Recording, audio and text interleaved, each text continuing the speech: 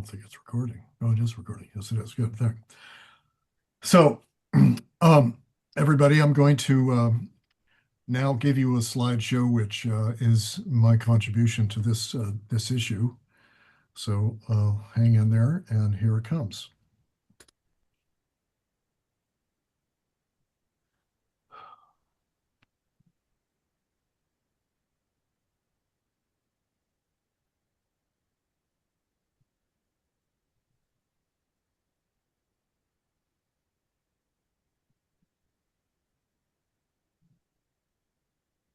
All right, friends, everybody see this? Yep. Looking good? Yes, Okay. it looks good. Good. Thanks, everybody. So, look, I'm going to propose 5 things, which are big things. And so we can only broach these, and I'll run through it really quickly. First is these are principles for this kind of work. And just what we're talking about here is, in my opinion, what we need to be talking about is governance of the Urantia movement, which is really the sort of the holistic approach to this rather than doing fragments of it. It's better to do the whole thing than not. If you really want to be effective, you need to embrace the whole set of problems as a body, as us being a body, the body of Christ, right? So, but we as a movement should declare ourselves as one. And let's move forward. So, number one is know your history, and in particular, I want to talk about the Declaration of Trust, but I'm going to give a number of slides on the history that a lot of folks don't really know. Second is something I call the imperative of unity, and I'm going to provisionally call for a constitutional convention of the movement. This is a proposal that I stand by. Number 3 is, in order to do the work that we're talking about here, you need to have a target audience or audiences.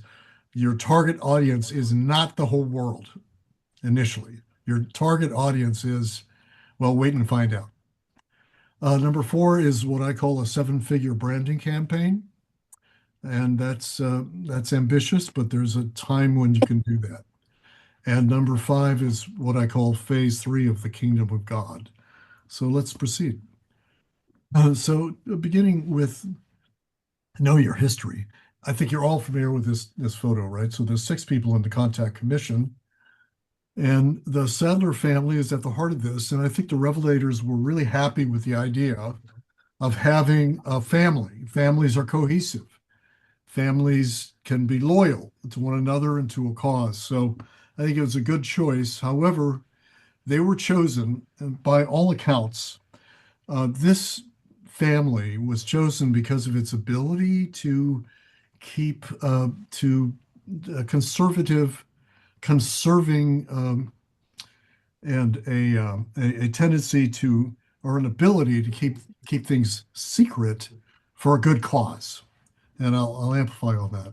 So it begins with the Contact Commission being contacted February 11th, 1924. And the first generation, we're going to talk about 2 generations, is of course the Forum. And so I'm going to read this to you, but I've got an obstruction here on the screen because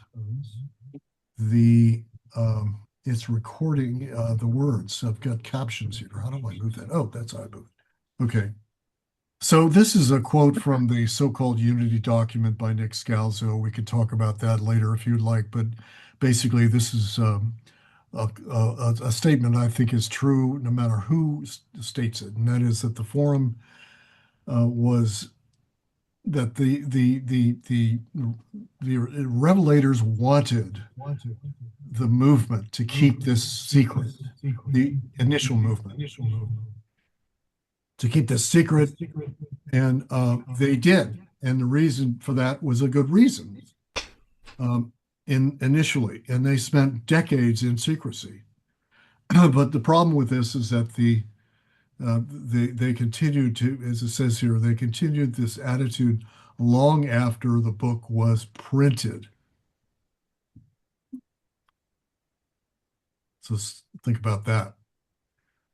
So around the time of the printing, this document, which is contested, was received. And I hope that all of you know about this Declaration of Trust. And I'll just read it. You all know this wording, but it says, to increase the comfort, happiness, well-being of man as an individual and as a member of society through three things: fostering a religion, a philosophy, and a cosmology commensurate with man's intellectual, cultural development.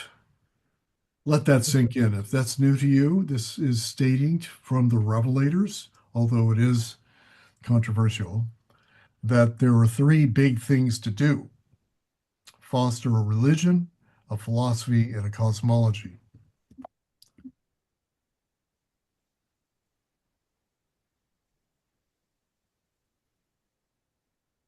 I think this is a mandate to foster Urantia religious assemblies, Urantian philosophic institutions, and Urantian cosmology centers, and some permutations of that. For example, you could have founded a university that does all three. And it's been conceived by some that they really mean three different types of institutions. But none of this was ever really attempted. How many of you know about Clyde Bedell? Clyde Bedell was the only real dissenting person in the first generation. Clyde Bedell was loyal to the movement, of course, but Clyde Bedell was one of the great advertising geniuses of the mid 20th century. And by all accounts, he wrote the textbook on advertising and sales, on marketing. There it is right there in the center. And Clyde was the one who held the flag and held the torch for outreach. And he was basically voted down. And eventually, late in life, he kind of became exiled. And that's a long story we can get into if anybody's interested. Then you get to generation two. And so the boomers are the next generation coming up in the 70s and 80s. And here are some examples. And by the way, two of these four people knew about the Rancher book. We know, and it's documented, that Bill Clinton read the Urantia book. That I'm sure of. I'll state that much. Oops, wrong way. Also in Generation Two, aside from the celebrities, there are the straights and the hipsters. So everybody who's working on this problem should know about Vern Grimsley, who is very, very good at his work and very highly competent at bootlegging. I wish there was a better word for it, but he put out the gospel of Jesus to the world on his radio ministry. And it was a real high functioning entity. And here's Vern, a piece of history here. You can see over here, Vern is standing on this pillar outside the student union at Berkeley, at UC Berkeley in 1965, and preaching the gospel according to part four of the Urantia book. Here he is on the left side, in front of the gate to the campus. And he did this sort of thing for a number of years. And eventually he made recordings on the campus interviewing people, students, and his radio ministry was based on the Q&A with these students at Berkeley. So this really, I think, highly productive chapter of outreach ended with the World War III incident, which, if you don't know about it, we can stop later and talk about it. But this was a prediction that was given to him by celestial beings, purportedly stating that there would be a nuclear exchange.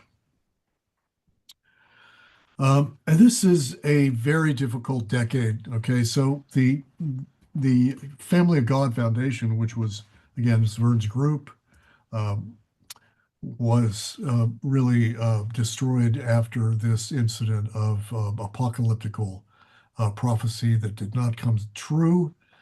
And in the 1980s, we had really a breakup into, you could say, four entities. A lot of people say three, I say four. The Urantia Foundation, whose adjunct was the Urantia Brotherhood. They broke up in 1989, and this is the resulting of these schisms. So the Urantia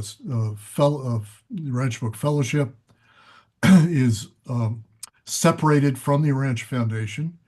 The Urantia Foundation is the publisher, and now the Urantia Book Fellowship begins to compete with the Urantia Foundation, publishing its own version of the book.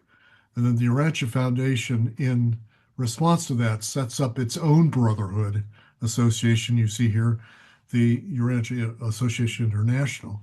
And then at the end of the decade, purportedly, and believed by many, including myself, the Celestials started a kind of a new initiative called the Teaching Mission. So here we now have um, a divided body of believers in the Urantia book. So there's a little bit of history. One more, a really big piece is the struggle that you see between sort of liberals and conservatives. The conservatives are really representing the Urantia Foundation. The liberals and all sorts of people wanted to liberate the copyright of the Urantia book, and it was in part over the publication of this book, which was a publication of part four that occurred sometime in the early 1990s or mid 90s, leading to a lawsuit. And as almost all of you, I'm sure, know, is that in around the early 2000s, the litigation, the very expensive millions of dollars of litigation, led to the copyright going into the public domain. But there were many other cases of litigation as well. Also in generation two, there's the straights, and then there's the hipsters. And here's some important names everybody should know, um, who were pretty openly Ranch book readers, at least in their own circle. It was well known that these folks were UB readers among other musicians. And it's believed that Bob Dylan was and is. That's quite a story for another time. So this is also part of our history. As you can see, the decline in religious affiliation during the period of the introduction of the Urantia book. And I've written on this issue once or twice that the boomer group was brought up in conventional church settings.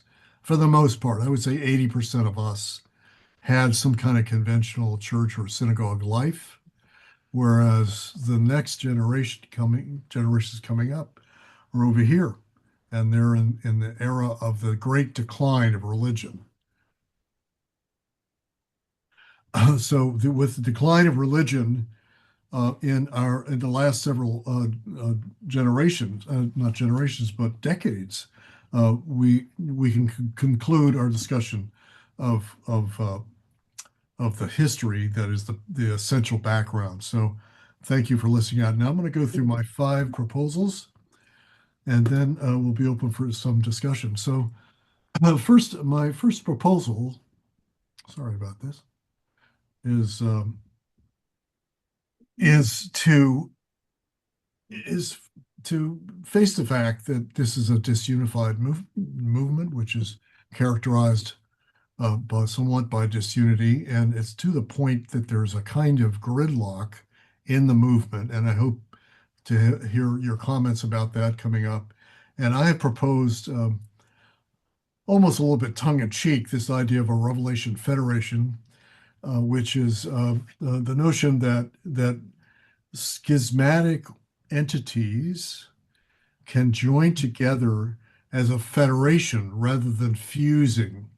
That's an easier way to handle a competing entities, so that you're not in warfare, but you're in cooperation through a supra organization, which would be the federation itself. So what I think is a way to go, and I'd be interested in people's comments on this, is to find a way to unify through a federation, which would be a very long discussion, years of discussion of how you could take these different groups that are fairly intact and bring them together, like the United States, which is a federation. Next is, oops, skipped one, is to saturate the target audience. What do I mean by this? I mean that there are two big target audiences, and they are different tiers. One audience is the audience for the gospel of part four of the Urantia book. That is a very different audience from the audience that's interested in the book as a whole. So if you want to be promoting the Urantia book as a whole, that is a great mission, but it is not something for the whole world. That is something to niches that are ready for it and suited for it.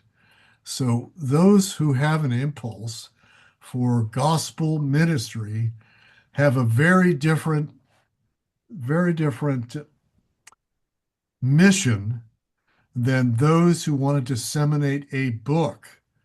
We see that with Christianity itself. Christianity knows how to do this. It knows how to do missionary work, teaching the gospel. And it knows how to distinguish that from cultural work, for example, that they've sort of learned the hard way that the gospel should be independent of any cultural or historical presuppositions. It is really just the gospel of love, of the golden rule, of loving your enemy, of learning about the Father's love. The Father is all one in a Trinity, if you want to go as far as doctrine of the Trinity, and all those great doctrines and teachings of the gospel of Jesus. That is a separate enterprise and should be treated as a thing apart from dissemination of the Urantia book. It would be fine if the Urantia book was to be disseminated on its own, but I don't at all support the idea of advertising the Urantia book to the world as such. The world is not ready. We need to line up people who are intellectually ready for this, those in a position to be leaders, influencers, teachers. And if they're moved by part four, then great. They can move over to tier one. So we got two tiers here. Tier one, gospel work, mission work of the gospel. Tier two, a separate team. That's dissemination of the book. And so let's look at tier one for just a quick minute. Sorry. Tier one, gospel of love. We had an experiment with this in 25 years ago in my study group. We decided, because we were led by a particular evangelistic person, we set up the First Church of Christ Michael. And we made it work for 5 or 6 years in our neck of the woods in Northern California. The study group decided to become a group on a gospel mission. We actually rented time in a church and we had services but all of it was experimental. We created our own liturgies.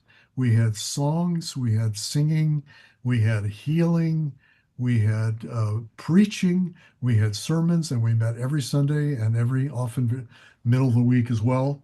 And I'm telling you, folks, this works. It can work because the people that did that were bonded for another 10 years after we dissolved for various reasons. This was a connection through the heart. We had on the side, as quite secondary, Urantia book study. And we did it the way churches do it.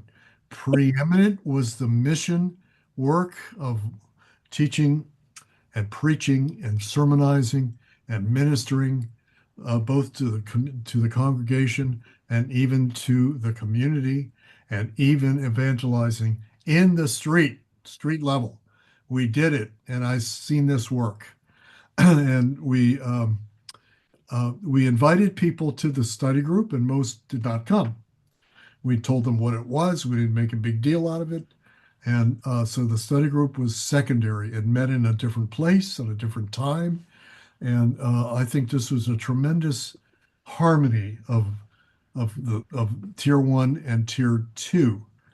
So under tier two, I have just a few examples of this. I think it's fairly straightforward, relatively, is one target audience that can be saturated, I think, in the next 10 years is religious scholars. Scholars of religion and theology know, want to know about current trends. There's a large portion of the religious studies which is looking at new religious movements. And until I showed up, basically, they weren't looking at the Urantia revelation. They were looking at all kinds of other interesting, fascinating new religious movements. And in 2022, I approached them because we held a booth at the American Academy of Religion, which is the world's largest meeting of its kind. And this was an effort to saturate the target audience, which is scholars who should know about this and have the chops to read the text. Now, it's a tough one, and you got to do this over many years. It's often rather discouraging for me. Leading this is really hard work, but you got to stick with it because this is a suitable target audience. Another group, I think Richard is going to speak to this, is to target clergy. There are ways to do this, lots of ways. Clergy in this country and other countries, they're Christians. They need to know about the text. Doesn't mean they accept it. They just need to know. And that's a segment. It's not every Christian. It's leaders of Christians.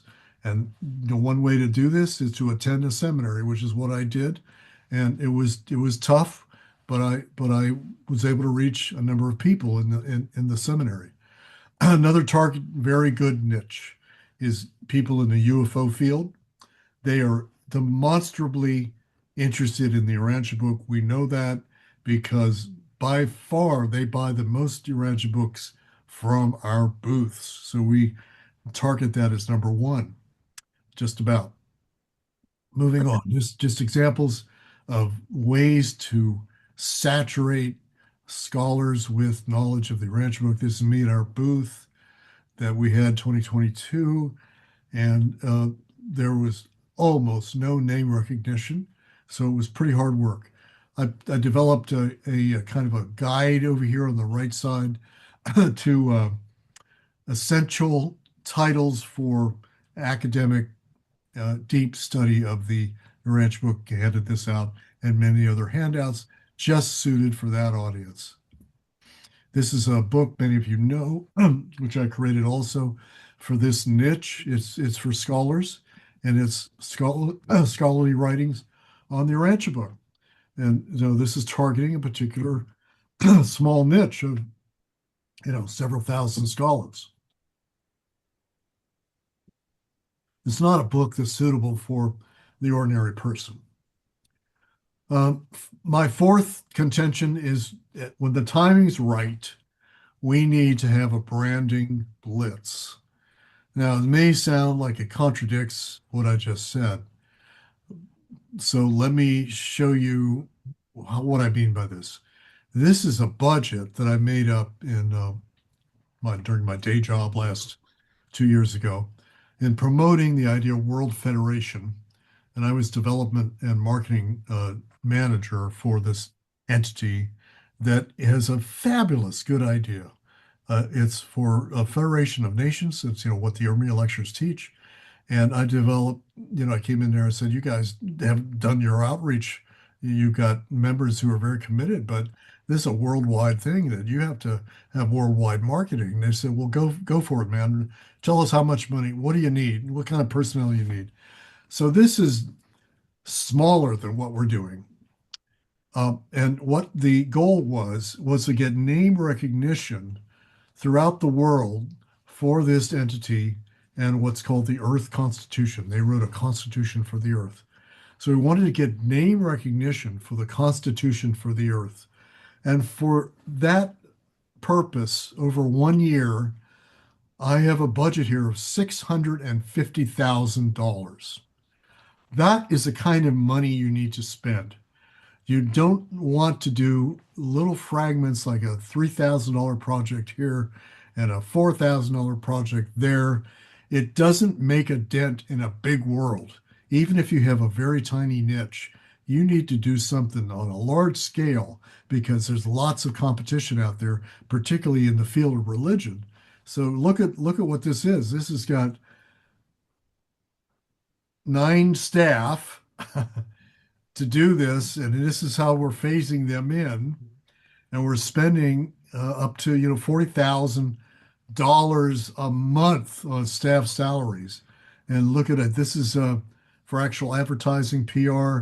We're doing 30,000 a month for that, and this is in for overhead expenses about 20,000. That's what it takes to do a big branding blitz for name recognition.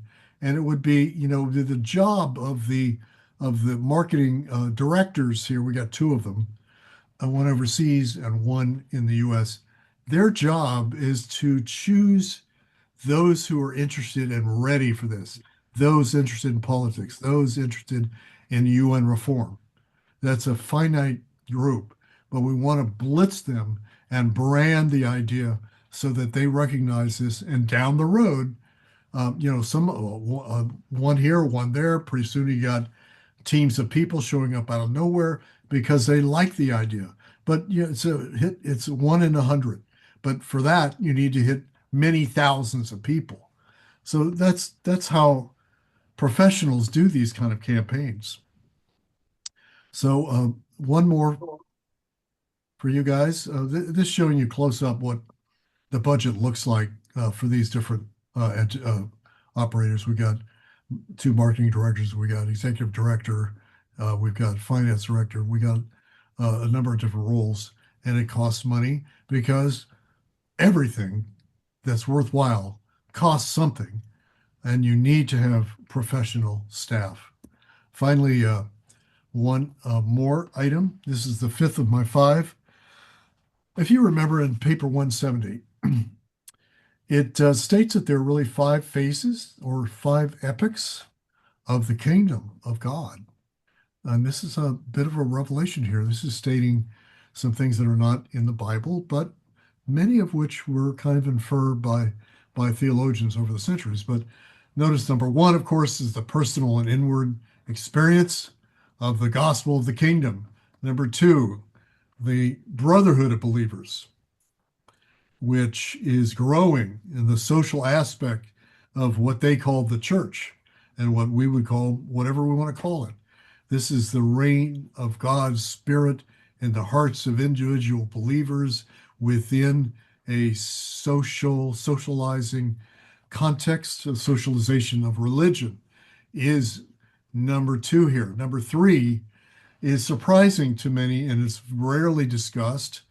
And this is what I think is happening now is that there's a super mortal brotherhood that is coming on the scene, invisible to us, And its first advent, in my opinion, was made in the 1980s, late 80s, and throughout the 90s, especially, was contact with celestials.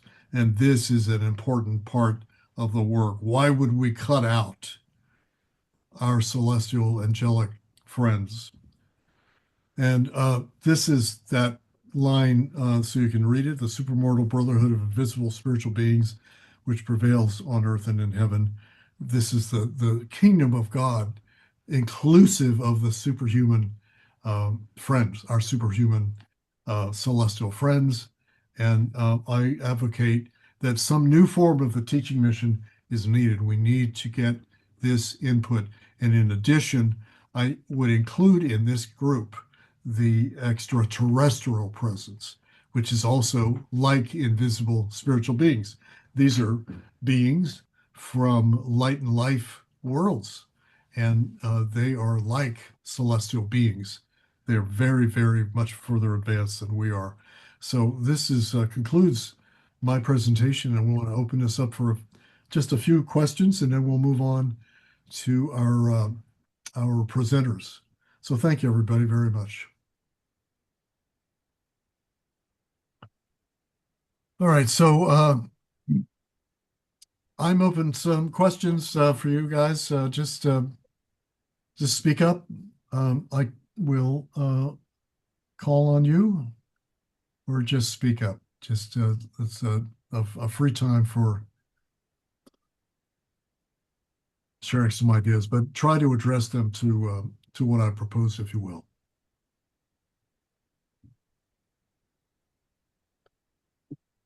Byron, you're aware of Bruce Jackson's um, worship services that he's compiled? I am. I'm in Okay, touch with you. Yes. all right. Because he has at least over 80 of the worship services that he put together. So Right. So that's part and parcel of this proposal, which is to develop gospel work in our communities. And let me just add this, that when a new person comes into the Urantia movement, what do we do with them? We put them in a study group. And I think that's not really appropriate. I really don't. I think that's a foolish idea because ongoing study groups are study of the text. This is sometimes highly sophisticated. Even if it's a beginner group, you want to first connect at the heart with these people. You want them to feel at home with a community that receives them as a person rather than as a student of a text. And certainly not the case that Christians take you, evangelize you and bring you in and say, we're going to put you in that Bible study. See you later. That's just not wise. You take them into a church service where they worship together. That's how people bond with you. So we need to have what our friend is doing. Is he created worship services with music, and we need music, and we need hymns, and we need all of that. So Jeff Taylor, please. Yeah, we've been doing that at the university, Urantia University, for 4 years now. Every Sunday, a 1 hour service, Urantia book readings, worshipful music, and it's a growing participation. So it's out there. In the chat. Yeah, And I put the link in the chat. Yeah, and this is you're talking about Marvin's effort with the homecoming, or No. this That is follows. right, the other. That Yeah. follows. We do an hour at 10 o'clock. Marvin does the homecoming, I think, at 11. Oh, right. Okay. Yeah, Very so good. there are two worship services actually going on every Sunday on the UUI platform. Right. Thank you. Thank you, guys. I got those confused, so that's great to know. So here we have the Robert. You'll be next. The issue here again, of course, is that this is all online. It's very good to have these things online. I'm totally for that. But if as we expand, it is really helpful to have a place that people can meet one another. Obviously, this is a better way to go. We're just not quite ready for that. but some of us are suited for doing that kind of mission work in your communities, distinct from your study groups. I know many have tried it. It's not easy. So what we need is for everyone to be supported. Anyone who's trying to do this needs to be trained by people like Marvin and those in the UUI who are training teachers and leaders. We need to teach the ways of ministry to the group and one-on-one. So let's do that. So go ahead, Robert. Is that me? Yes, sir. Okay. Um, I'd like to just reference a couple of things. I was very close with Troy Bishop, and I've spent years communicating with Bruce Jackson about getting traction when it comes to certain proposals. And it's really, really hard to do. I mean, I love the idea of building unity, but it's hard to get people to relax their grip on, what they already know. I found it difficult to introduce Christian ministers to the Urantia papers. I mean, they spent a lifetime studying the Bible, and here I'm offering something new that makes them feel like they're, back in elementary school again. I just recently, I finished a book on January 1st, and I sent out emails to about 700 Urantia enthusiasts, along with about 20,000 church people, including seminarians. The church people clicked on opened to the email. The subject line in the email was, "Can artificial intelligence be a force for good?" The number of people that clicked on it on my church list and seminary list was 27%, and the number of people that opened it within the Urantia movement was 6.6%. Like I said, there are a lot of people that are really attached to their own thing, and I don't think that's necessarily bad, because if they've been given some sort of a vision, they want to work that vision to, please Michael and our celestial friends.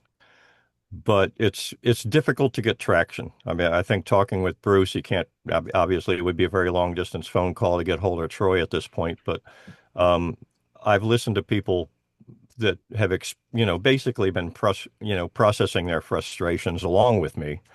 It's nice to have a peer support group like that. And the other thing is, I remember a conversation with Halbert of about 25 years ago, where I was working on another book project, and I had introduced Christ Michael in the book. Now, this was a book that was not, the target demographic was not, Urantia enthusiasts. It was, general public. And Albert basically said I was introducing a concept at that point for a general demographic that would be kind of off-putting to some people, or it would then have to be explained, and I didn't want to have to do a deep dive explaining it. And I learned quite a good lesson from Halbert back in those years, and it applied it, many, many times. Thank you, Robert. Anyway, that's it. I don't Yeah. have anything else. So here's a very, very important point, everybody. Almost everyone I'm looking at here has done individual efforts. They've written books, or you've created, a ministry on your own, or you've written songs, or you've done any number of things as an individual, and that can't work typically unless you are a great religious genius who's totally devoted to this and has backing from your family and others. You just cannot do this. That's the issue at hand. The issue at hand is fragmenting our effort into 1,000 little pieces. This is not what Jesus did. Jesus created communities as they created a very vital, vibrant community. And there was support, moral support from the beginning. Yes, that they went out on mission, but at least they went with two. And and then toward the end, later they were on one of them alone, and that was pretty hard work. But we cannot afford to do these individual missions. I don't think, honestly, I'm going to say, almost a radical idea. We should not spend $20 million on little fragments. It should be a massive, coordinated campaign over many years where you're saturating certain target audiences so that you don't frustrate your people. And many people have left the movement because they've tried things that were really great ideas, but they got nowhere. None of us basically have gotten anywhere, just about, because of these isolated or insular efforts until we join in teams and get better funded. So I'll stop there. I think Thomas Orjala is next. Yeah, thanks, Brian. Hey, I'm really enjoying all this. The thing I'm thinking is that Jesus said, go share the good news. He didn't say go start a church. He didn't say go start an organization. That came down the road. And we see some of the problems therein. So as we're thinking about all this stuff, we have to avoid the same problems that were already made. We have the next revelation, but let's not make the mistakes of the last revelation by trying to institutionalize it too much. And I think whatever it's done on the big scale, we have to do just as much on the small personal scale. I go to Unity Church because they don't have much dogma, right? I have a great time there. I mean, I've got the minister's ear. I send him Urantia quotes. I say something at a thing, and next morning I'm at service. Hey, Thomas, share that quote. That was a great quote you had last night. What was that? And so it's like I get to actually be a transformative experience inside a congregation. And when you get a small congregation, it's amazing how much influence you can have over time. And so I'd rather personally join a local congregation that's already there and help transform it. In fact, I wish there was more Sundays. I'd like to go to more fundamental churches and hang out and practice my skills. And that's what I think we need to really work on, is training up the troops. Let's do education and become great at it. Whether you're going to be a $20 million entity, or you're going to be, Joe that goes down to the church and down the corner and actually makes a difference with those people by inserting spiritual Urantia concepts into the conversations that are already existing. I go to God and Coffee, for example. It's one of the best groups. Start a God and Coffee in your neighborhood. We have Thank so you. much fun, and I can always add information. So it's fun. Thank you, Thomas. I think that will be our last, unless there's anybody has another question. Yes, Marvin, please. I just had my hand up. I don't know if you can see it. Oh, You're saying, I'm sorry, did you say that Thomas was the last and then no, you go, Marvin. I think we'll stop Q&A with me after. Okay. Yeah. Okay. Uh, I think where I differ with you, Byron, in the way you've described our current status is I actually think we're not far behind where we ought to be, and we're making very good progress. I think we're on course, actually. And let me just say a little bit why I think that's the case. Um, every single person here on this screen, just about every single person, to me, are heroes in outreach in their own way and in providing service in the movement in our own way. And I think it's having a cumulative impact. Frankly, I think probably, and I think there's also teamwork.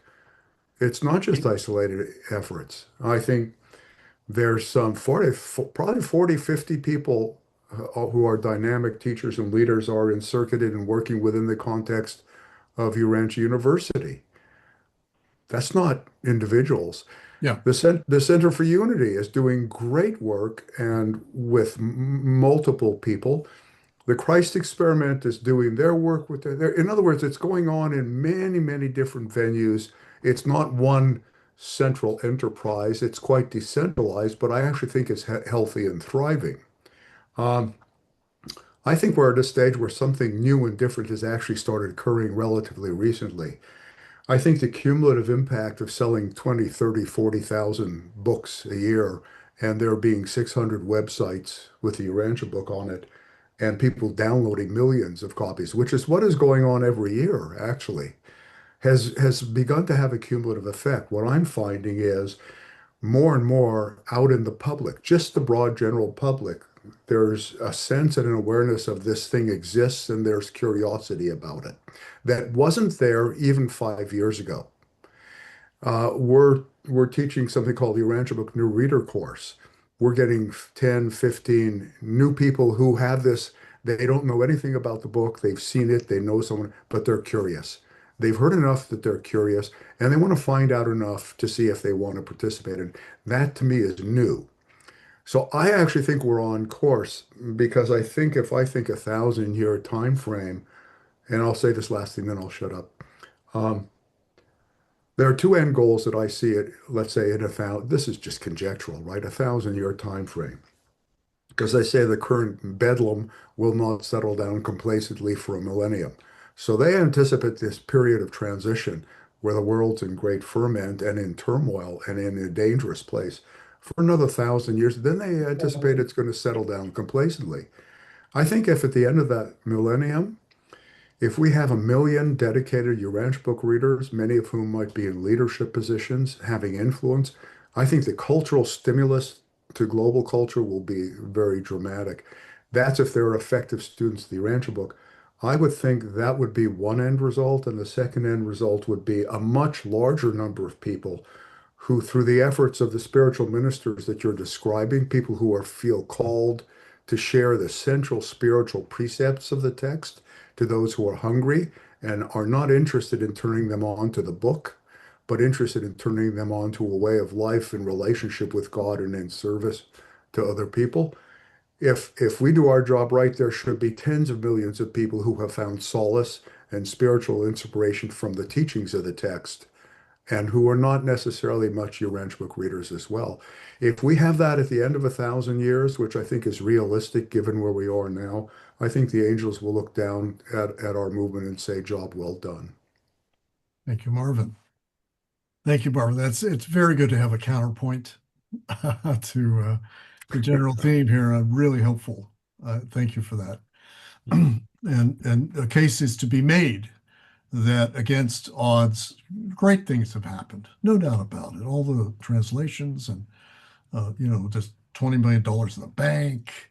There's a vibrant set of projects by the fellowship, yours being one, and so many other these huge conferences, and lots of great secondary work. So we're not doing terribly. However, I find that there are many frustrated people, Marvin, who feel that they cannot get much traction because of something. And that something is that we don't have a concerted effort sufficiently to support like all boats rising together because this is big ocean of infrastructure, as I was calling it in my recent writings.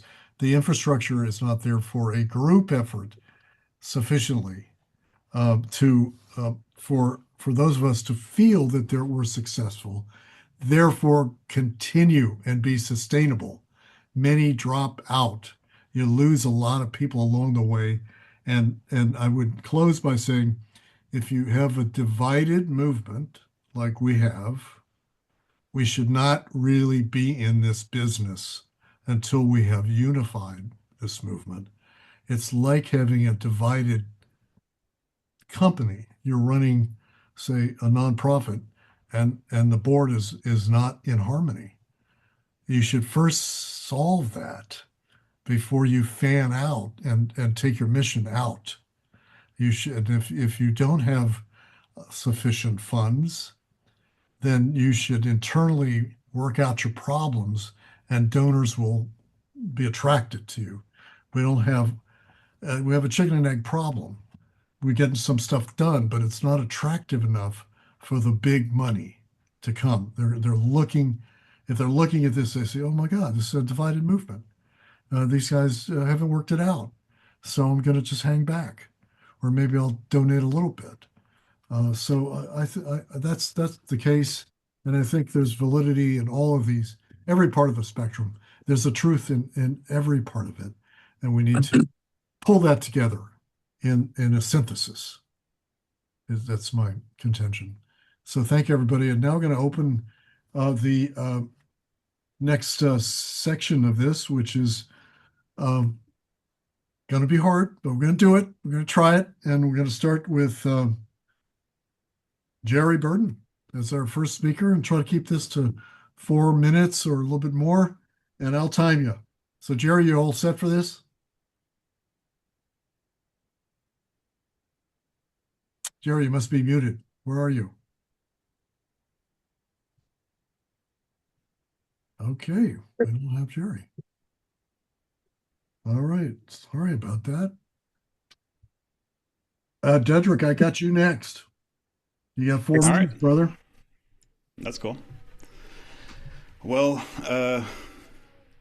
thank you, Brother Byron, for opening up this space for the conversation. It's very interesting concepts, and I do have a few things to talk about. Thank you for your time, everybody that's here as well. My name is Dedrick Baker. I'm actually here with my brother Taylor Young. He's also in the chat right here. And I'm here to talk about the youth, like the youthful representation. Like I said, my name's Dedrick Baker.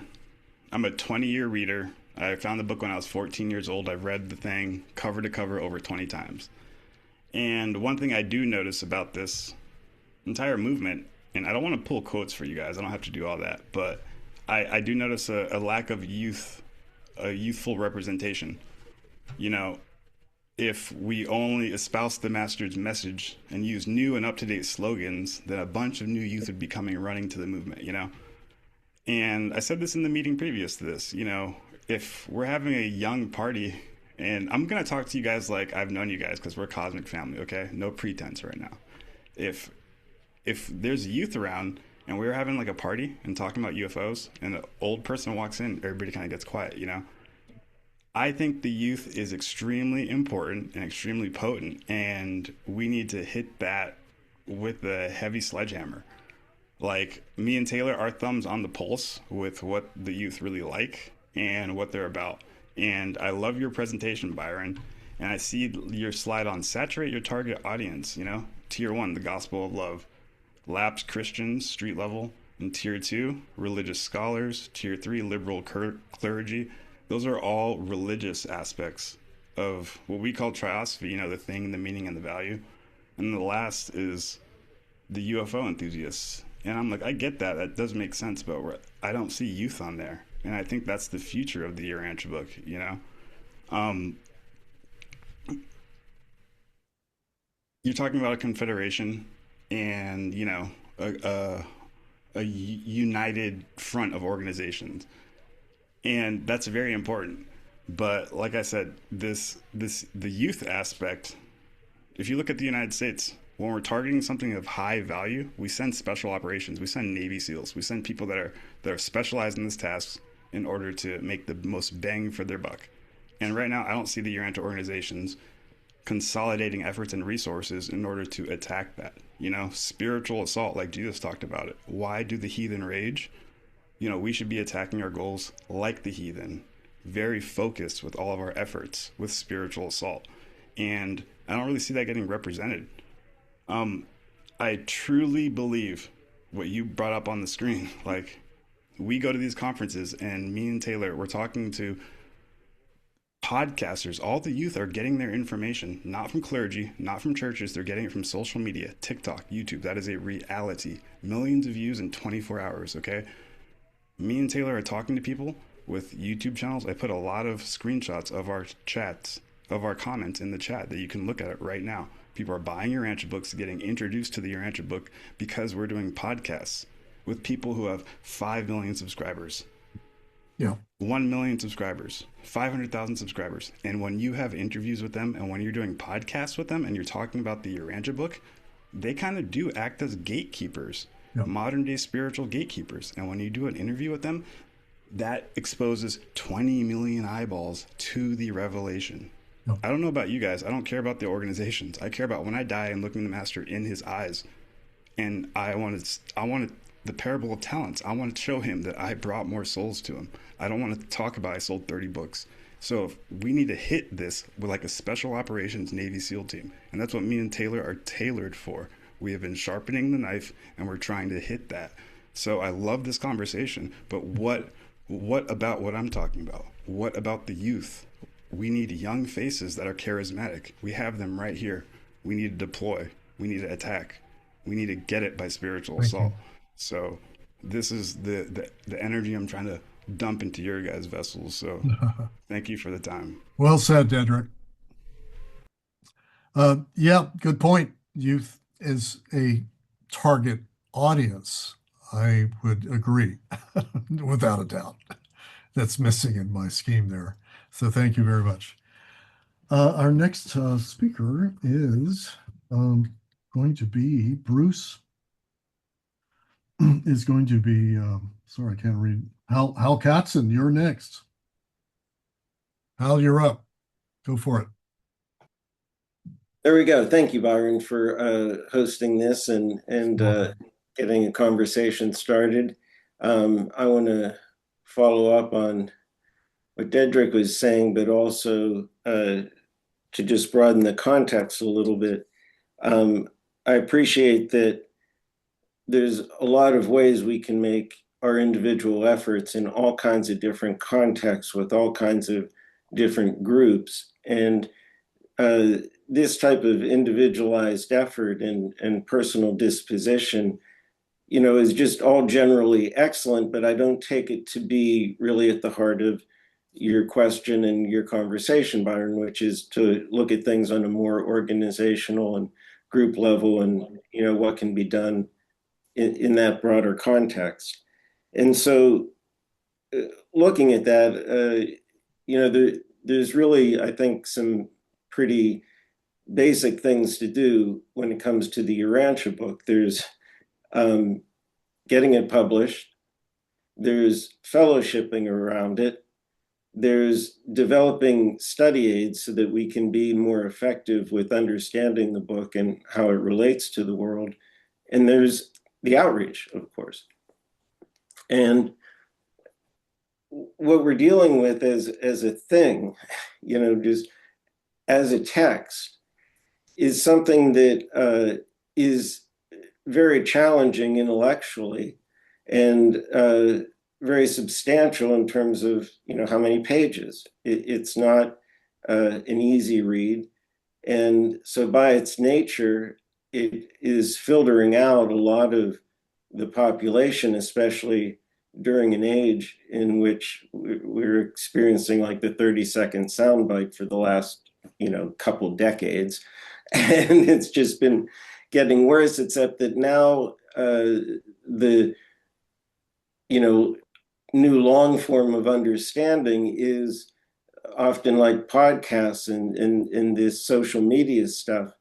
And I'm concerned that this is really just another form of secondhand religion that we have to be careful about not playing into, and to really stay focused on the fundamentals of what it means to move the Urantia revelation forward on a cultural level, which means we need to stand on the shoulders of our predecessors, generation after generation, so that we're not always reading the book newly without any understanding of how it relates to the world or other parts of the book.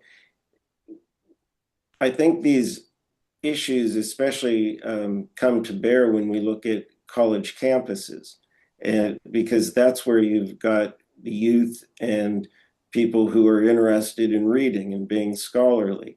And so when it comes to an organizational approach, and like we can have a lot of debate about how to structure organizations, but when you get down to it, if we're not really effective with campus outreach and figuring out what it's going to take to bring it to youth in environments where you've got the youth who are the most academically inclined, who have the most free time on their hands, who are gearing up to be the future leaders of the culture, if we're not focused on that organizationally, why not? It seems to me like an obvious uh, thing to do. And I think one of the great challenges with this is that uh, this is a very undemocratic aspect of the revelation when we get into the academic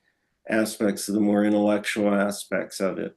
And so when it comes to organizing ourselves socially, we're faced with an extremely challenging issue of cultural development, and we don't really have the maturity and the historical background to manage this well. We're just all kind of thrown into it. But we've got social leadership, which is a very democratic process, and then we've got academic, intellectual type leadership, which is a meritorious based process. And these two things need to get harmonized. And when we don't harmonize them well, I think this really undermines our ability to move forward organizationally, no matter what the organizations are or where we're at in our development. I think this is just a perennial type of challenge, and the Urantia book throws it in our face as much as anything could. And then on top of it just being so intellectually challenging, you've got the subject matter, from eugenics to sexual orientation, issues to government issues. I mean, it's just filled with commentary on all the major issues, and so it's something I think that we have to face, and I think it takes debate and more conversation. And so I just want to conclude, I guess, by saying, thank you, Byron, for getting the conversation started. I think at the beginning, these things are naturally quite obtuse. It's hard to get them focused, and we're going to have more people chiming in with a lot of different ideas. But I appreciate the Thank you. effort to get things started. Thank you. Thanks for coming on. And when I look at your work, Halbert, I'm really proud of what you've accomplished. And you don't get the credit that you deserve for years of effort. And so thanks for all you've done. Thank you. Let's carry on. Joel, did you want to just make a comment, because we're in the middle of. Yes, I would. Thank you, Byron, for hosting. I want to respond to what Dedrick had to say there. And Dedrick, I think you were spot on in focusing on podcasters. This is something that several of us were talking about just a few days ago. If we had $100,000, had a campaign to focus on the top 100 podcasters on the planet, and we offered them $1,000 each to Amen, bring brother. one of us on who are good teachers, Amen, brother. bring us on for an interview, you would have nearly 1 billion people get exposed to this in very short order. It would be highly controversial. We know that podcasters love controversy because it increases their viewership, and we could move the needle, I think, very quickly. A couple things where, and I don't mean like just kind of talking about the book. I mean, address very real, very immediate cultural issues. And the main one right now, or a big one that's screaming down the tracks, is the UFO disclosure issue. That is facing all of us. We could have a topic to get on those programs that's called preparing churches for disclosure. Very, very controversial, hot topic. I think we could do a lot of things with that. We could have a challenge contest, which I think is something, I'll just say, particularly for young men, intellectual young men are hungry for things like this, where we said, okay, if you read the whole book within 3 months, there's going to be some type of acknowledgement or whatever, some type of special gizmo, whatever. And so we make it fun. We make it fun, topical, move the needle. And it wouldn't take that much, but it should be focused and hard hitting. And Dedrick, man, I love it. I'm happy to hear that you and your brother are in this. You're doing what you're doing. Amen, brother. Appreciate that. Just like Byron put up that screen, said 40K for staff. I say with a fraction of that, we could make it happen. Yeah, the reason I have such a large set of numbers there is my experience in running many, many national marketing campaigns. It really does map into how much money you have. If you had $100,000 budget to promote, say, one of my books, it would just go further. It's just quantitative. But you have to have competent people to spend the money on, to run your marketing, to run your publicity. That means you got to pay them serious money. If you don't do that, your product does not get known. Those books that become bestsellers without that are the exception that proves the rule. Everything on this earth takes time and money, focus, I and want to talk all about of that. something that should concern. Yes, sir. Who's speaking? Sorry, who's speaking? Well, anyway, we have a glitch there, but I'll stop there. But and I was ranting a little bit, so I want to invite Bruce, and then after Bruce, Ryan will speak. Bruce, are you still with us? Yeah, I Yes. have mine is really just a personal outreach Every model serious student of the Oh, somebody's playing back the recording. That's Okay. Ryan. That's coming from Ryan's mic. Sorry. Okay. Okay. Yeah, continue, please, Bruce. it's just a personal outreach model that I've been working on, and it's basically it's very short. It's just to develop some presentations, which I've done, and give them to local clubs. You can, once you have a half-hour presentation or a 45-minute presentation, you can go to the Toastmasters, you can go to the Kiwanis Club, you can go to the Rotary Club. Everybody is looking for somebody to do a presentation at one of their meetings. And this is an excellent way to get in.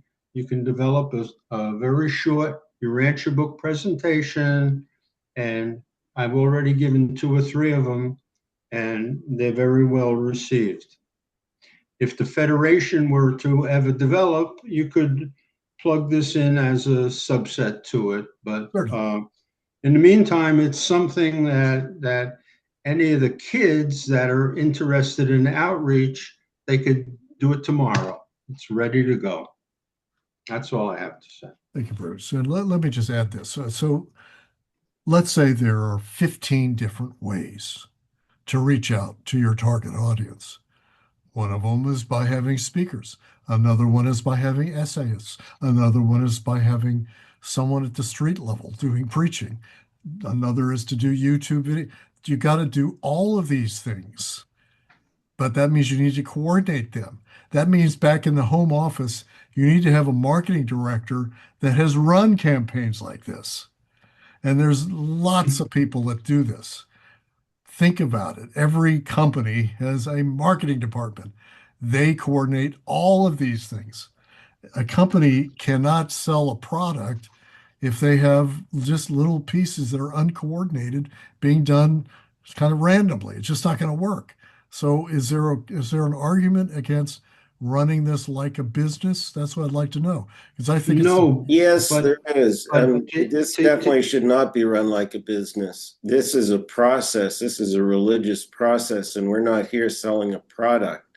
And turning the Urantia book into a product and trying to strategize just how many to sell through marketing ideas, it seems very misdirected to me and really missing the point. This idea that people are just going to find it on their own, and this should be a major focus, and just blurting it out to people.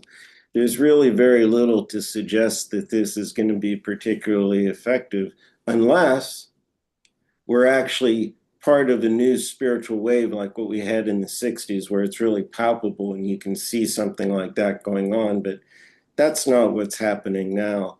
And so I think that this is an effort to avoid the really personal contact with friends and family and the people closest to us. And, you know, in our failures to be effective that way, we turn to treating the Urantia book like a product. Thank you. I think you make a good point. You know, I overstate that to make the point, which is, you know, in Christian seminaries they teach missiology. It's really the science of mission. So when I was in a seminary, I noticed that they are using business models to do what they're doing, but they're calling it a mission. So it doesn't mean that you're making it into a commodity in the capitalist market. That's not what I mean by that. What I mean by that is that if they don't know it exists, they won't have access to it. So how do you get them to know it exists? You have to run an ad, or you have to send out your people on the street, right? So if it's just a street ministry, that's great. It's good for the soul, but it's not going to be an epical change. It's going to be a little street ministry, which is great. But if you really want to see transformation of this planet, you've got to have strategy. So, okay, let's not call it business. It's a strategy of every nonprofit that exists, that is sustainable. Is they run it with professional expertise, professionals, rather than just a bunch of volunteers. You got to have a lot of volunteers, but you have to have somebody who's good at this and proven at it. And our organizations have no marketing department, not one of them. Think about it. They do not have, they have outreach committees, which are populated by volunteers who have never done national marketing campaigns, probably. So that's what I'm speaking to. But I get your point, and I accept your point. I think our next person is Ryan McGuire. You're up, Ryan. Hey, everybody. Byron, thank you so much for hosting this event so everyone can get together and discuss this issue. I couldn't agree with you more. If we're going to experience real organizational growth, that's going to be measured by cultural presence, and that's going to require enormous funds. The type of funds that really, in truth, only the foundation has to provide. We claim to be the custodians of a revelation that speaks about planetary progress and peace and unity and the needs of a healthy society. But when we step outside of our little circles, we find that we face a harsh reality. I would say 95% of the people that we test awareness with fail that test, and they've never even heard the word Urantia in their life. That's not a theological issue. It's not a philosophical issue. It's a strategic failure is what it is. And any enterprise that anyone engages in, if it's a business, if it's a nonprofit, if it's academic or cultural, visibility, awareness will always precede influence. And awareness precedes engagement, and engagement precedes real transformation. As a movement right now, we are asking people that we engage to take an enormous leap from zero awareness to deep theological study in one single bound. And they can't do it. Every conversation you have with someone starts at ground zero. Every introduction requires an entire spiel, full explanation about who we are, what the book is, why it matters, and how it can change their life. That's not a recipe for sustainable growth. It's isolated evangelism with no infrastructure. And 90% of your efforts are going to fall on deaf ears. If you ask any first year business student to analyze our situation, they can identify the issue immediately. The problem is a lack of coordinated, adequately funded professional marketing. A professional marketing strategy that is commensurate with the scope of our message. And that's where strong leadership comes in, and we don't have it. It should be coming from the offices of the president of the foundation. It doesn't. The Urantia Foundation cannot exist merely to preserve the text. It must be the head steward of its dissemination, because preservation without propagation is stagnation.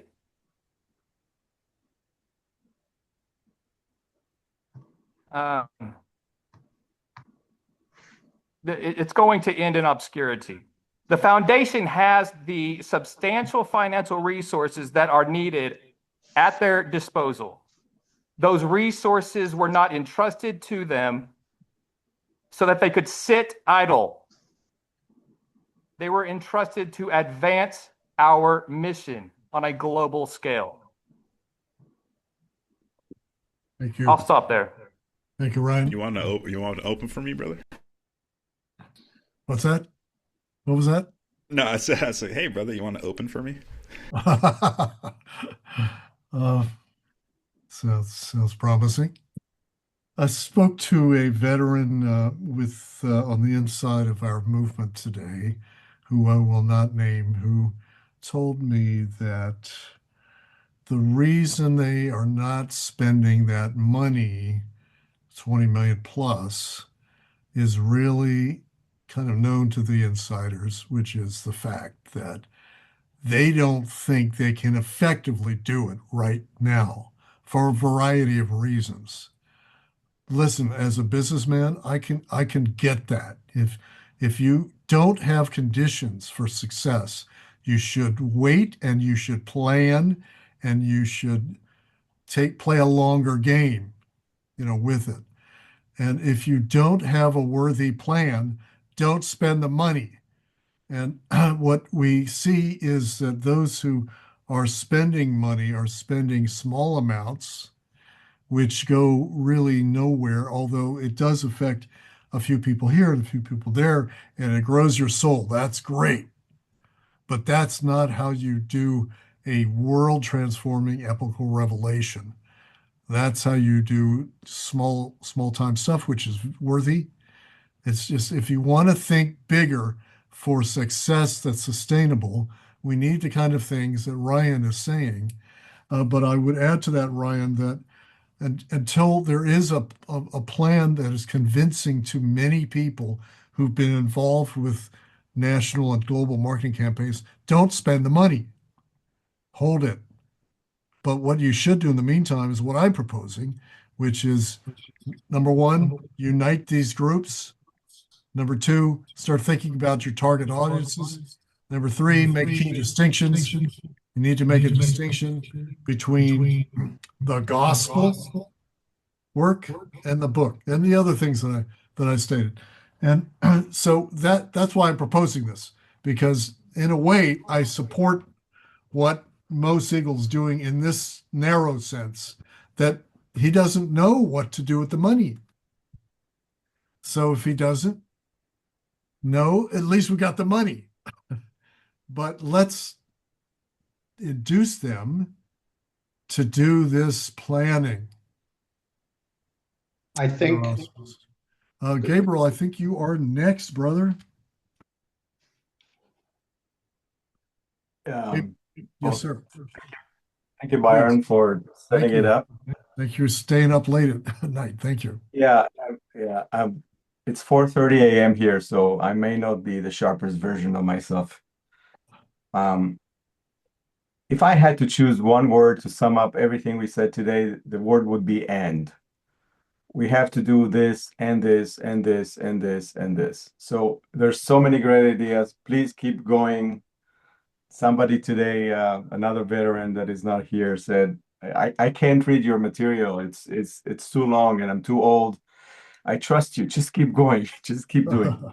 So thank you everybody for showing up and doing. Byron, I could speak for hours, but I'll just say if the reason uh, Mo Siegel is sitting on that treasure and saying, I don't know what to do with it, is the reason why nothing is being spent, then perhaps what we can suggest is that this forum or a smaller forum of people who really want to do this work will actually come up with a plan or different types of plans and then have a concerted discussion about those plans.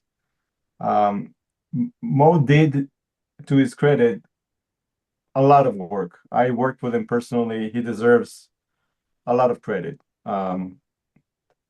As a leader, as a business leader, as the president of the foundation.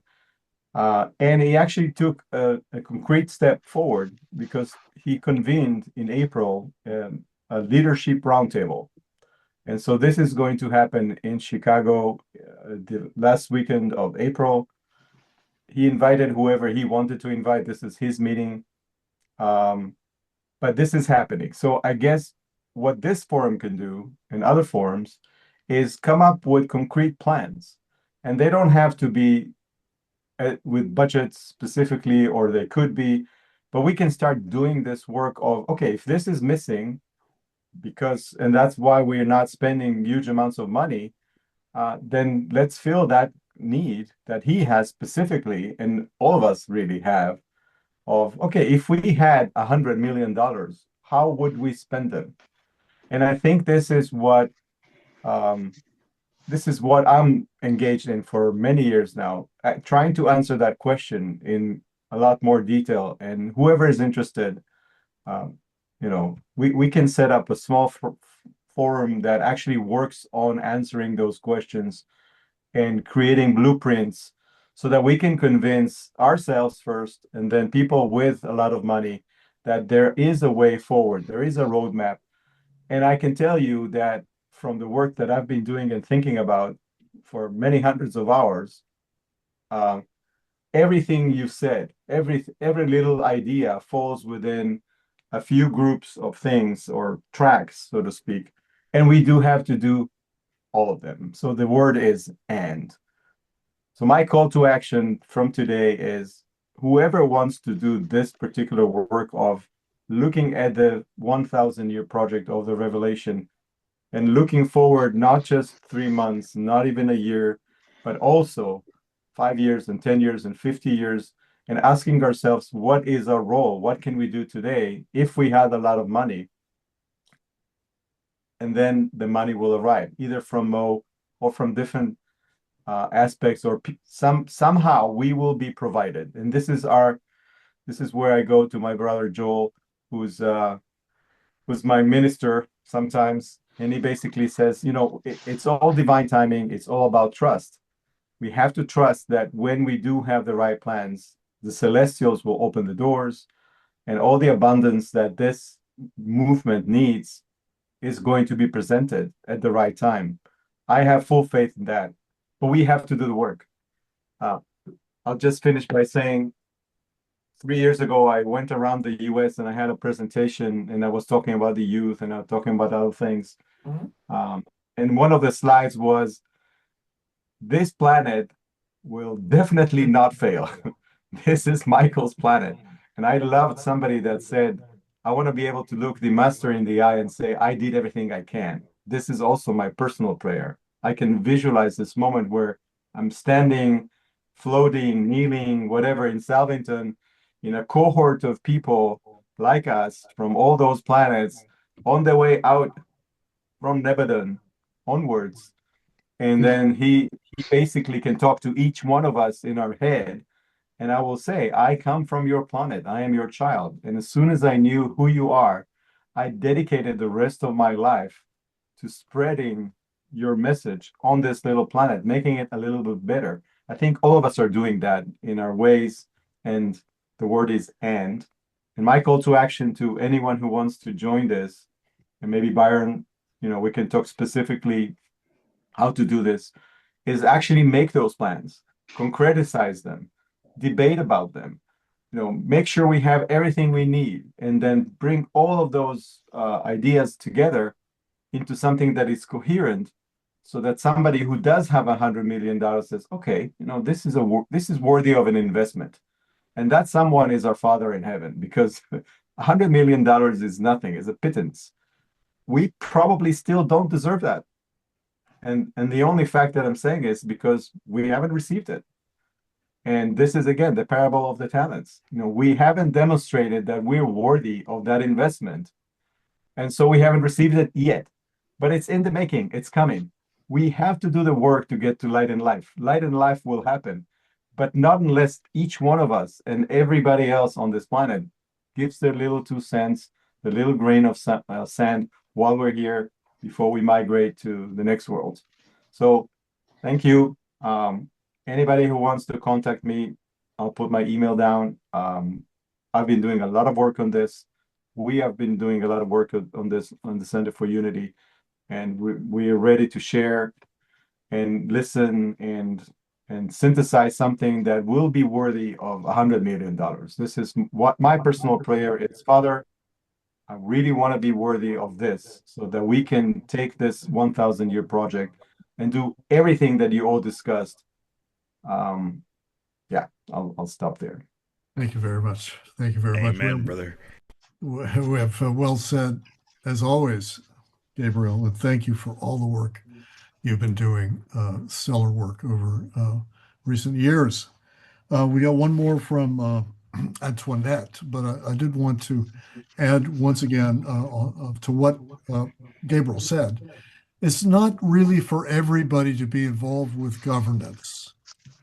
My call is to just be a good citizen in the movement, in the sense that think about your role in the bigger system of who we are. And some of that has to do with the established organizations. Love it or not, they exist, and that is where the resources are, and we do need to reform them. There's nothing wrong with reform. Even the Catholic Church has had constant reform, believe it or not. If you do a little church history, they've had a lot of reform in the Catholic Church, and all churches renew and refresh. And so, or all organizations. So we need to think top down as well as bottom up. So let's have our last speaker, which is Antoinette. You're up. Thank you, Byron. Greetings, everyone. I loved everything everybody said. As you guys know, Pato and I have been doing this outreach thing for a while now, so we have some experience. One of the things that I remember many years ago when I first started reading was that I remember being at a conference in Chicago, and they said that something about you couldn't share the revelation until you had mastered the Urantia book. And I remembered going back into the Urantia book, and that, what was that quote about, like something about, oh, the love of wrong, it's not the love of the fear of wrongdoing, but it's the love of right doing. So that love of right doing, was like, I'm going to try anything and everything and then see what happens and then see what works. It's like there's no guaranteed method of what actually works when you do outreach. You just won't know until you actually try it. And then also at the same time, you can plan, which I think is very good, because now after all these years, I realize that planning, preparation, and other stuff, it took a long time for me to actually come up with the viable plan. So it's not like selling, like we're just trying to sell your Rancher book. It's like, no, we're trying to thoughtfully think about the outcome of what we're trying to do. And one of the things that I've learned for many years was that what has helped us was going the second mile. There was a lot of people who introduced the Urantia book to like millions of people around the world, but until you actually follow up with them, it kind of gets lost or they've kind of forgotten about it. Now, what those guys, can I share my screen real quick? Oh, I think you can, yes. Okay, all right, this is Urantia. So I know that they were also talking about a physical place or other place, but this is the 31 acres that Pato and I have acquired in Southern California for us to build an eco village and a spiritual retreat center. Hey. And this is really amazing because, I mean, like Gabriel said, God will find a way. Where there's a will, there's a way. Everything happens in divine timing. At the time, when we were trying to do land before, we couldn't get something, and then somebody else approached us where they actually offered us a grant. But then that woman died. But then we actually got the first 10 acres. And then after we secured the first 10 acres, somebody came to us who was a big fan of Patos, who was a Colombian woman who went and researched what we were doing and liked what we're doing, and they gifted us the other 20 acres. That's when I realized, I was like, this is meant to be. That's why I said I'm going to for sure be presenting this stuff at the Conscious Life. All right, so this is the Conscious Life Expo that I'm hoping that Dedrick and those guys were coming. We were all trying to work on this thing because the first UFO conference I went to many years ago, I think it was, were you there, Byron? Maybe Which you were one? there. It was one of those, it was years ago, but when I went to this UFO conference, I was like, oh my God, the Maitreya people were there, but everybody there was looking for some type of spiritual connection. They were all looking for something higher. But the only people there that presented any spiritual truths was the Maitreya's. You see them at every convention. Right. But this is where I go and find more people who are open to the teachings of the Urantia book. I don't go to churches. They found Jesus. I leave them alone. So I stay out of the church and I go somewhere else. So with the new project that I've got coming up at the expo, I'm presenting Urantia, which is our ministry, which is our wellness. It's also the land, so that way we're teaching spirituality and education, and also the Mother Spirit, introducing the Mother Spirit, because I found ever since I started working with a lot of women from around the world when it comes to the universe Mother Spirit, that they all get along and they all are into the same alignment. What I've noticed too is that even women who were atheists, that's why I said this is really easy to go into, because you have a lot of people who's into galactic fed or this or that or different things. But atheists who are complete atheists, they will sit there and say, well, Mother Spirit, I'm all into the Mother Spirit. This is the one thing that's kind of unifying with everybody else. They're all into the Mother Spirit. So with the podcast, with different people and different things, I started Clubhouse and then the podcast. And then when it comes to the podcast, this is very interesting. Pato was on a UFO podcast, and in one day, 18,000 views. It was a UFO sighting. It was sent there about reincarnation. But when you start going into the chat, all these people was like, what's this Urantia book? There was more people, besides a few people who were kind of upset about reincarnation. A lot of people were super, super, super, super curious. So the podcast work, social media works, and then this one here, he even did something on his lives where this one, just 5,000 people just from doing one podcast. These were lives that he did where he just kind of started his own podcast about the revelation. But on his own videos, it's like, take advantage of this. He's got 82 million views just on GoPato alone. So we work. It's like when you know how to work the social media and the marketing and the TikTok and the Reels and the Threads and the Instagrams and the Substack, because I'm following you on Substack. Substack is great. That's when you're really, really going to find your niche marketing and other stuff like that. Yeah. But it says in the Urantia book, we have to find new ways, to present the revelation. So that means anything out there, everything goes. We can go in teams, we can go individual, but either way, we can just try a gazillion different things because they all work. They all work. You know, a lot of the books that I've introduced people to, I mean, one guy who's in the Urantia group, the guy was an atheist for years, and Pato gave him the book, and now he's running all over the place teaching people about the Urantia book. So it's like, it's not looking for something like, are they going to get it the next day or the next week or the next year? Some of this stuff, it just gets passed around, it gets floated around. It's whoever is going to answer that call of alignment or how they're going to be receptive.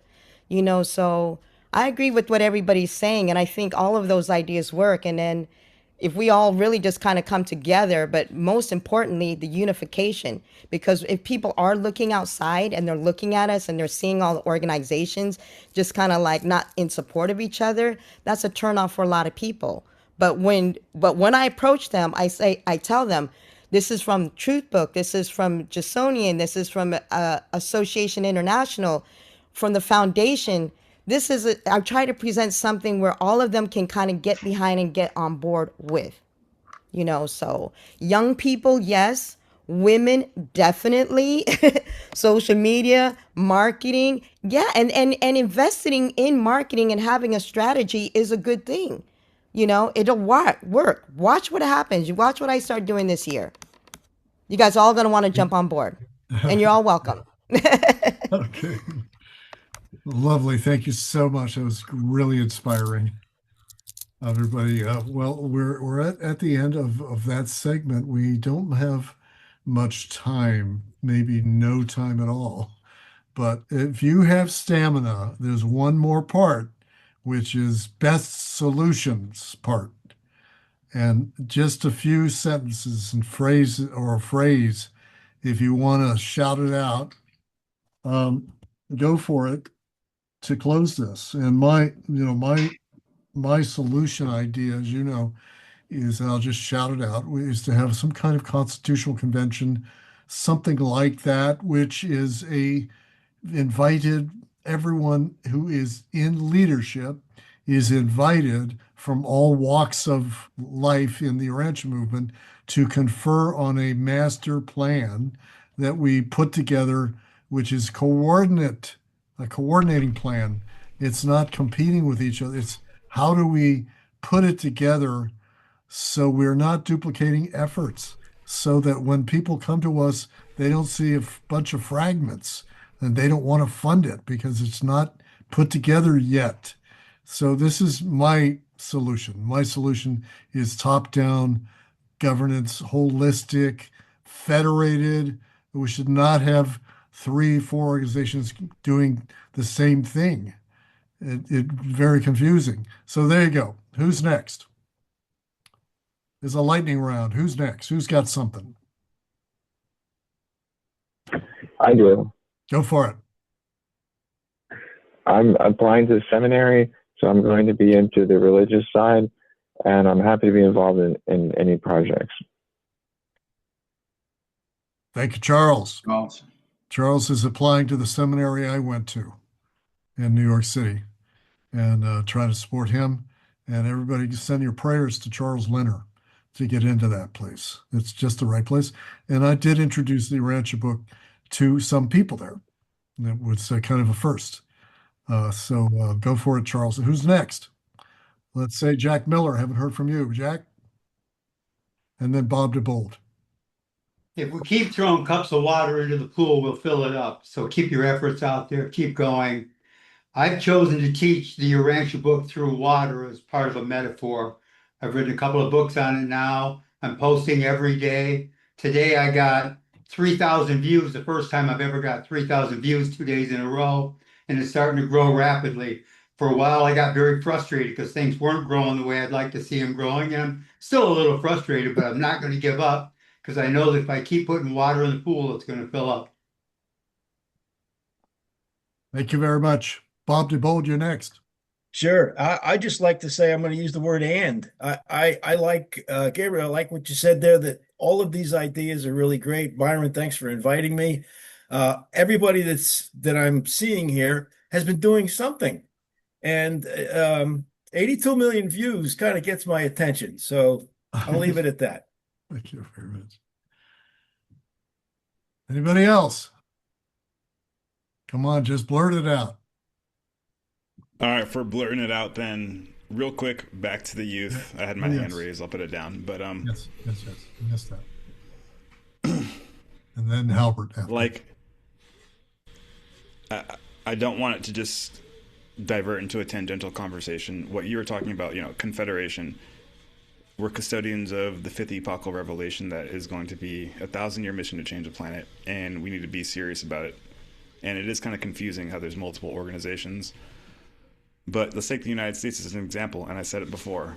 50 different states, we confederated, we became the United States. And when we want to strike an objective, we send special operations. Do Navy SEALs fight for funding? No, they have their own funding. So we need, if we're talking about a constitutional convention where we're trying to figure out a charter to confederate the different organizations, within that charter, I will be happy, and I would say the rest of the youth would be happy if there was a special operations section dedicated to youth and restating the message, up-to-date slogans for the next generation to come, if that makes sense. Thank you, sir. I mean, common sense, brother. You got to have a youth appeal has to be number one. Who's next? I see Halbert, I think. Just naturally need to, in a sense, plug my own efforts here a little bit, because when I did a presentation recently in Georgia and had to rethink how I wanted to talk about the Urantia book's unique quality of credibility, it had been 10 years, Byron, since I had done a presentation, the last one being at your conference there in Marin. And so one of the things that it taught me to do this presentation last month was that this idea of the Urantia book's unique quality of credibility may be old to us as Urantia book readers, but it's new to people who are new to the Urantia book. And the way things have come along over the last 20 years of work in this area has made it possible to present this material and this perspective and this aspect, this quality of the revelation in ways that weren't possible when I first started the project and was making so much noise about it 20 to 15 years ago. And so I just want to remind people that when it comes to spreading the revelation, people want to know why and why it's credible and why they should trust it and why it's authoritative. And at the end of the day, this type of objective verification of the history is a way to reach people on that level. And we shouldn't forget that this can be very powerful, even though it's old information to us. It's getting updated and expanded for 20 years now. And so there's all kinds of new potentials. And I'm going to try and put some things out soon to help people with that. Thank you. Thank you, sir. Thank you. The great one and only Tom Choquette is next. Hey guys, it's really good to see everyone. Totally great to see you. And I feel this smile in all your hearts, no matter how intense it gets. We all want to do what's right? So, a couple of questions I have. Been going to call you Byron for quite a while. When we talk about this master plan, yes, I think it's important to put an S there. What is the master's plan?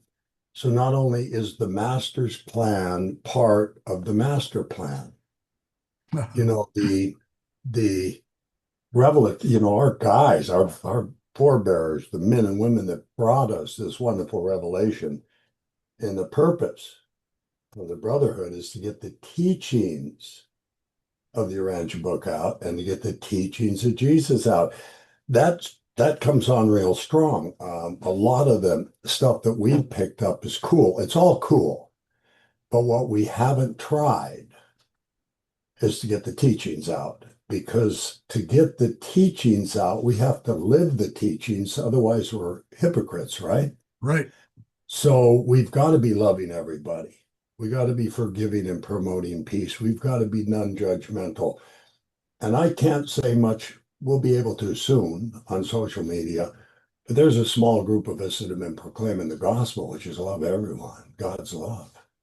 And a ton, I'm in the same small community now.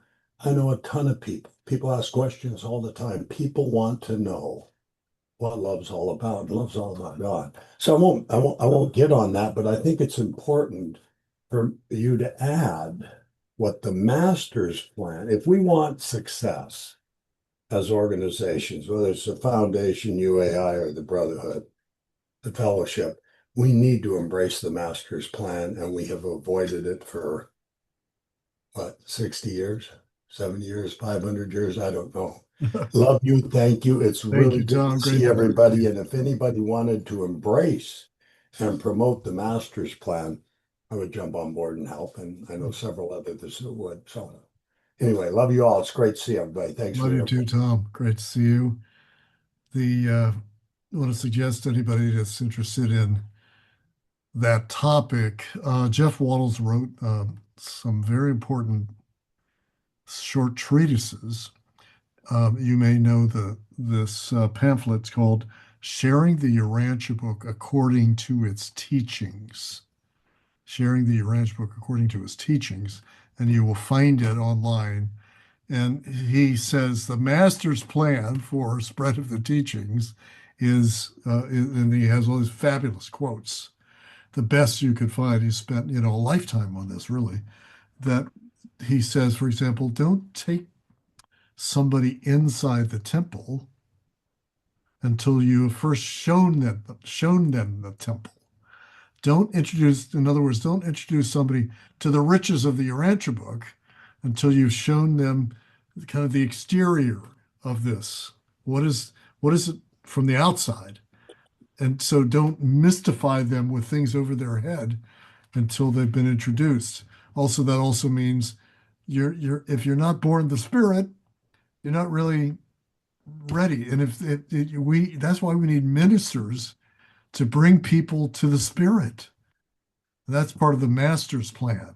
That's number one, is gospel work, distinguished from book knowledge. So anybody, I see Gabriel, and I wonder if there's anybody else have we not heard from? If not, we'll go with Gabriel. Gabriel's had his hand up for a while. Then we'll go to you, Robert. Thank you, Brother Tom. The master's plan. I love it. I'm going to adapt it. I think, I can barely know what my next word is going to be. So knowing what the master's plan is a little bit over my pay grade. But I think I know how to ask questions. And that we should be asking questions all the time. What is the master's plan for this year, for next year, for 5 years, for 10 years, for 1,000 years? And keep dynamically asking. We need the skill of asking, of listening, of praying, and then executing on those things to the best of our ability. And we never be perfect in this because we're still here on this planet. I think this is what is needed. And whatever guidance comes out of that will tell us what we need to do at any particular moment. So I think somebody told me once that every good meeting has to end with the date for the next meeting. That's what you sell. You sell the process. Somebody said it here. So Byron, let's set up a meeting for whoever wants to actually do the work of dynamically finding the master's plan. It's not for everyone. We can share the results with everyone. It has to be a working group that is a bit more concrete and has that as a goal. The word constitution, I think, leads in a different direction. Maybe that is needed too. So I think having the master's plan as our North Star as a dynamic process, I really like that idea. Yeah, thank you very much, and I want to ratify that. Anybody who's interested in more of the top-down approach that I'm proposing, which call it what you like, it's a holistic grasp of the whole movement, the whole situation that we're in. and there's many other things to do, but that's a thing to do for those inclined. Just send me an email and we'll start a dialogue. And what I would suggest is that this go on through the spring up until IC 26, and there may be some way to meet there or to speak there, who knows, about this notion. And that's just one project. That's a project that I'm interested in, maybe Gabriel as well. And I'll leave it there. Now, I see that Taylor is up, and I know your wheels are turning, Katrina, whether you want to say something before we go. Can I let Katrina go in front of you guys? Because she hasn't said I do have to go, but Yeah. Byron, just an announcement.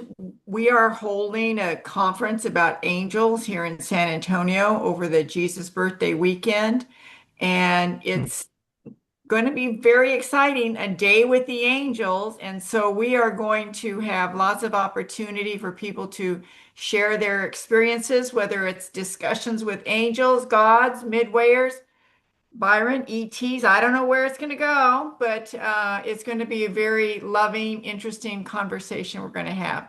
So if you want more, either you already know how to reach me, most of you do. If not, Byron can connect you with me. Take care. Thank you, Katrina. All right. Love you. Good. Bye-bye. So can we let Taylor go in front of you, Robert, since he's the Yeah, other that's guy? fine. Okay. Taylor, please. Hey, what's up, everybody? I think I've met, maybe half of you here at the Urantia conferences, but I might also be kind of new. I'm the part of the next gen, so it's really great to be here and see everyone really excited and coming up with different ideas on how to enhance this planet, which there's a lot of work to do. So, kind of what the thought that I had is something that Dedrick and I talk a lot about, and it's just reminding yourself that like you don't read the Urantia book, you are in the Urantia book. Like this the story didn't stop at 195. Like that just caught us up to speed on all the crazy stuff that happened over the last million years of humanity. And so another thing, that I noticed when Dedrick and I are like out serving, when we're working with outreach and we got funding and then we're sent out to a conference, um, we actively expect the angelic core to present opportunities if we show that we're doing our part. And so that's like definitely a mindset thing. And I think most of you have, don't think that the synchronicity that happens that puts you in the room and now you're having this conversation was all just you and your thought adjuster. Like there's literally a cosmic team of supermortals. One out of Jesus said there's five. I love Byron's quote in the presentation. There was like five main phases to the mission, and that third one is like recognize that supermortals are there as your team. They are looking to work with us. So I think that's another, huge part. Like we're not just negotiating among ourselves. We are literally being called to represent a higher ethic, a higher code, a higher enthusiasm and excitement. And so that alone should be enough to push us forward whether we get access to any of the funding, the foundation has.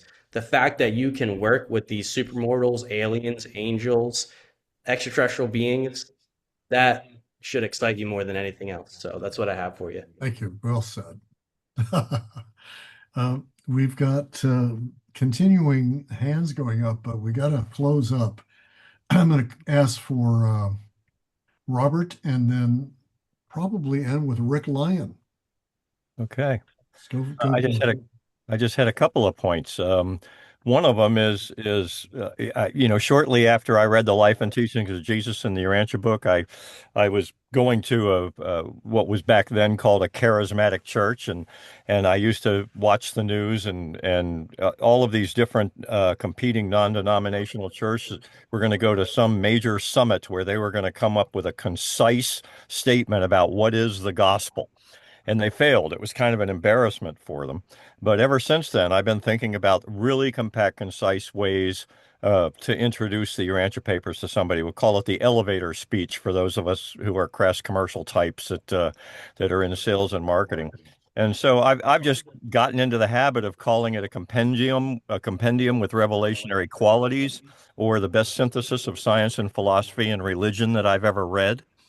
I think it would be kind of fun to, just brainstorm compact, concise statements for people that are, you know, meeting challenges with respect to introducing the book. The other point that I wanted to make was I read your book, Brian, One World Democracy, and you spent quite a bit of literary real estate there explaining the difference between the way the United Nations works and the way NATO works. Right. And I was wondering if you could just give us a compact, concise statement about what you mean when you're talking about a federation.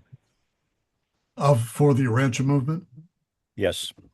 Yeah, thanks. That's a great question. Yeah, no, I could, but we really need to wrap this up. So if you want to have a one-on-one conversation sometime or set up another meeting for the group to discuss that issue, I'd be happy to engage in that. My God, salute. Thank you. Thank you. Thank you, sir. I was saying you addressed it to me, Byron, not to Ryan, I think, the question. Yes, I did. No problem. So it would have the same kind of provisions that any federation has, that the subunits have some autonomy in their domain, but they give up some sovereignty to the larger group, the larger consortium, if you will, or the federation. It's like a government, it's that word.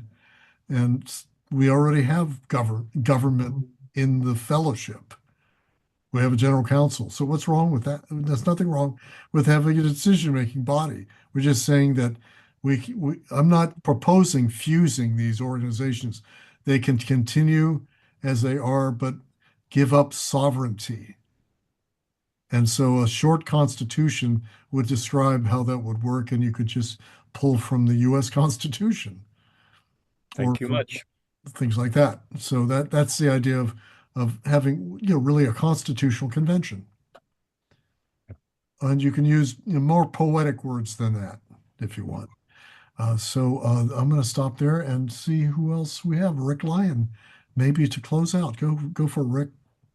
Well, Aaron, first of all, thanks for putting this together. I like this big picture, long-term thinking. I think we benefit a lot from that when we kick around ideas and do that. So thanks for putting this together, and thanks for everybody being here for sure. But I'll just make a couple quick points that are kind of my personal thoughts. But for years I've heard through the years I've heard people talk about how this is a 1,000-year mission and that sort of thing.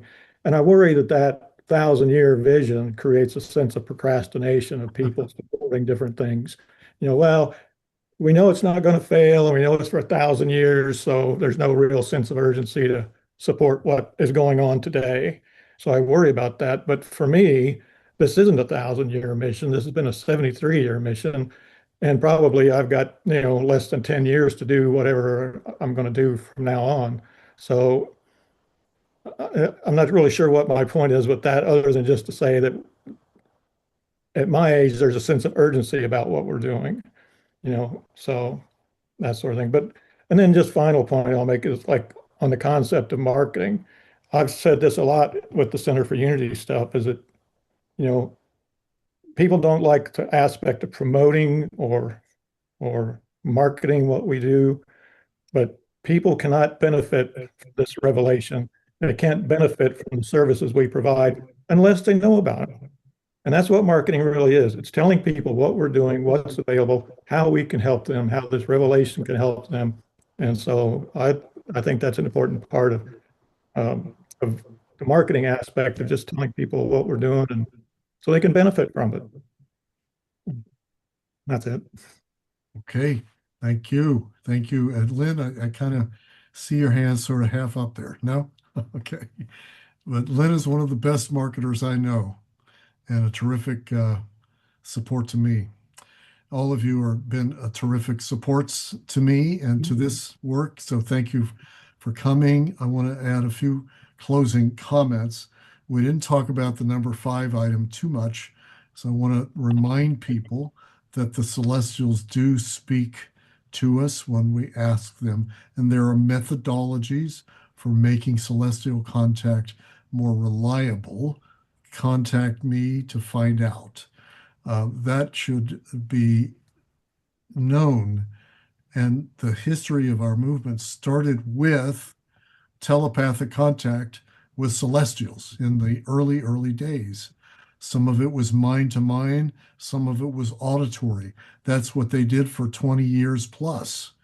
And we can do the same thing, but we have to be careful, very careful. We learned that lesson in the teaching mission, how to be careful. There's wisdom there to draw from or not draw from. You don't have to listen to the celestials coming through somebody else. But in closing, again, my invitation is to let me know if you would like to work in this sort of subcommittee on this larger master's plan. And also, I have a second Substack. Many of you don't know. It's called Exotic Realities Substack. Exotic Realities. I'm sorry, Exo Realities. But it treats exotic realities such as UFO contact and other things of that kind that are a little bit more risque. So we'll look for that if you're interested. And God bless you, everybody. Thanks for showing up. And we'll send out the recording pretty soon. Thanks for hosting us. And we'll continue and keep this going. Thank you. Thanks, Byron.